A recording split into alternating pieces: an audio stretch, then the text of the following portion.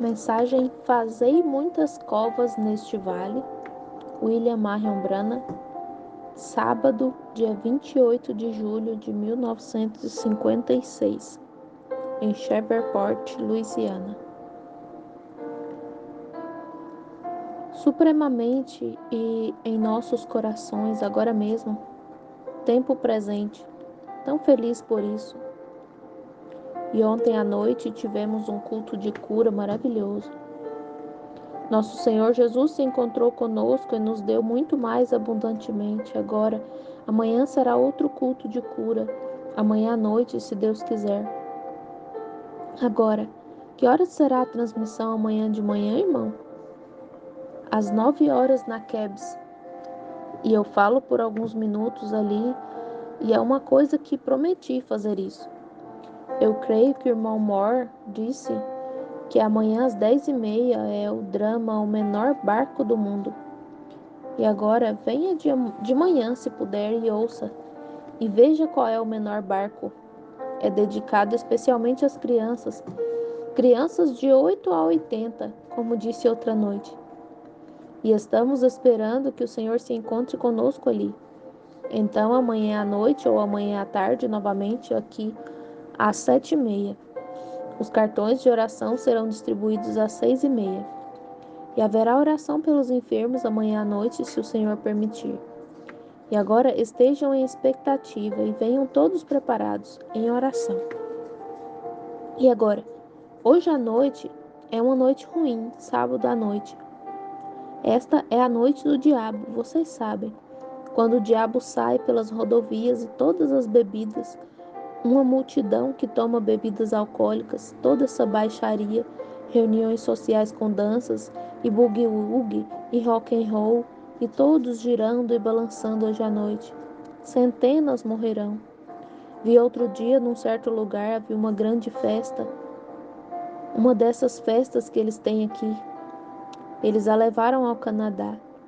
E eu me esqueço quantas crianças tiveram que enviar a hospitais psiquiátricos depois de estarem envolvidas nessa coisa de boogie-woogie e do rock and roll, que levaram da América para o Canadá. Eles a proibiram em muitos países, em vários estados da União. Contudo, nós, os americanos, mergulhamos de cabeça nisso. Outro dia vi por aqui um jovem que é um dos líderes desse rock and roll e todos os seus movimentos, disse que aprendeu isso na igreja pentecostal. E pensar que isso é pervertido. Não é de se admirar que o rapaz tem uma mente pervertida, tornando-se um louco. Bem, certamente Deus vai puni-lo. E ele fará isso, certamente, por tal coisa. Isso é sacrilégio, desrespeito às coisas sagradas. E é absolutamente uma blasfêmia contra o Espírito Santo. E é terrível ver como as pessoas podem tentar depreciar a obra do Deus vivo. O que você semear, isso você colherá. Lembre-se disso. Agora, penso no Canadá. Eu me esqueço de quantos foram. No primeiro deles aqui, as roupas que tinham lá. Quantas crianças, quantos jovens perderam as faculdades mentais nessa reunião. No hospital psiquiátrico agora, sem esperança, sem Deus, sem misericórdia, deixados ali nessa condição, gritando e chorando e andando para lá e para cá, batendo a cabeça contra a parede, sob este tipo de insensatez. E nós a legalizamos. Bebem, apostam. Muitos lugares permitem que as crianças fumem na igreja ou na escola, logo antes do exame semestral e assim por diante. Não é isso terrível?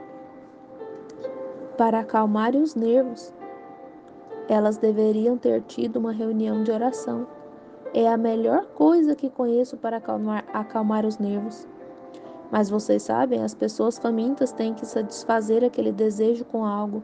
Se não bebem da fonte de água da vida, o diabo lhes dará uma cisterna estagnada cheia de larvas. Isto é certo. Então elas beberão de algum lugar.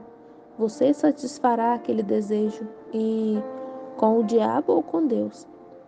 Nunca uma pessoa que foi a um desses lugares ou fez alguma dessas coisas a não ser que fosse uma pessoa com o coração faminto que recusou livremente beber da fonte da água da vida. Eu lhes digo que sinto pena delas por causa do fracasso e da corrupção de nossas igrejas modernas. Esta é uma das coisas que atribuo a isto, ao evangelho social que as pessoas pregam. Bem, em nossa própria cidade de Jeffersonville, todo sábado à noite um certo pastor pratica a dança quadrada. Dança entre 4 casais dispostos num quadrado. No fundo da igreja, isso mesmo.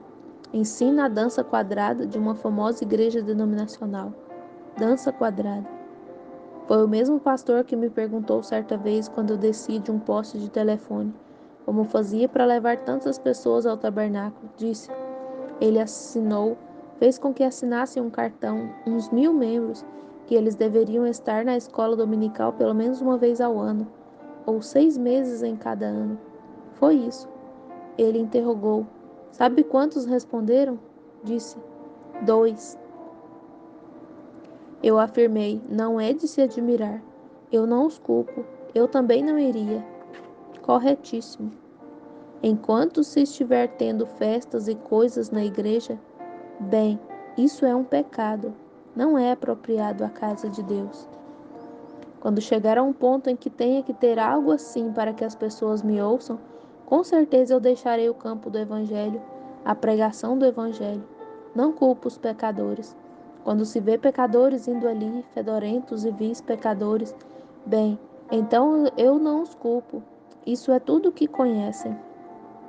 Mas essas pessoas que vão à igreja e alegam ser cristãs e então fazem isso, eu não culpo um porco por fuçar um monte de esterco. Certamente não. Esta é a sua natureza, certamente. Não acho que é estranho ver um porco num monte de esterco. Essa é a natureza dele. Isso é o que ele faz. É a vida dele. Ele não conhece nada diferente. Mas certamente acharia estranho se visse um cordeiro fazendo isso. Para começar, ele não faria isso. E é assim com o pecador. Deixe-o ir adiante. Isso é tudo o que ele conhece. Beber toda a bebida alcoólica que quiser e ir a todas essas vulgaridades e festas e ouvir toda essa bobagem. Isso é tudo o que ele conhece. Mas para vocês que sabem que não se deve fazer, estou convencido de que, se você regressar a isso alguma vez, você realmente nunca bebeu da fonte do Senhor. Eu lhes digo que isso simplesmente elimina todas essas outras coisas. Está tão morto quanto a meia-noite. Não há prazer nisso, essas coisas são. Você nem mesmo pode suportá-las. Vou ao restaurante às vezes. A primeira coisa que faço é olhar para ver se eles têm aquelas maquininhas de jukebox. Uma máquina que reproduz automaticamente uma música selecionada quando uma moeda é inserida.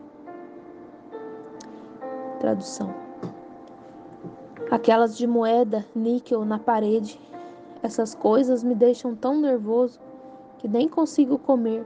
Fico com o estômago amargo depois que saio, só de ouvir toda essa bobagem e ver cristãos tocando-as, supostamente cristãos. Irmão, pelos seus frutos vocês são conhecidos. Bem, este não é o meu assunto essa noite, mas eu lhes digo, é uma pena que não tenhamos um pouco mais de condenação para essas coisas desde a plataforma. Certamente que sim. Bem, quando eu pastoreei uma igreja, embora fosse uma igreja batista, mas não era dessas que você dá um aperto de mão e põe seu nome no livro. Irmão, nos ajoelhávamos no altar e batíamos nas costas um dos outros até que vencíamos. Tínhamos algo, sim, Senhor. E se uma pessoa daquelas fosse pega num desses lugares, era repreendida. E se assim fosse, ou se arrependiam ou eram excomungados ali mesmo. Não tínhamos, apenas nos uníamos aos incrédulos, ou eles andavam na linha reta e estreita. Tínhamos um quadro negro ali, e se um deles tivesse uma queixa por ter visto alguém fazer isso, eles colocavam o nome dos dois no quadro negro e os levava para o quarto de oração. Alguém era inserido, por exemplo, Jones na parte de cima, depois Scott na parte de baixo. Tudo bem, irmão Jones, você e o irmão Scott venham aqui comigo. Isso mesmo. Eles tinham que consertar aquilo naquele momento. Aquilo tinha que ser acertado. A igreja seguia em frente. É disso que precisamos hoje à noite, de uma boa religião à moda antiga, rústica, que aniquila o pecado, azul celeste, branqueada sob o poder do Espírito Santo. Sim, Senhor, e santos lavados e branqueados, não com o branqueador, mas brancos por terem sido lavados. Veem? Há muita diferença entre branqueado e tornado branco por ter sido lavado. Amém.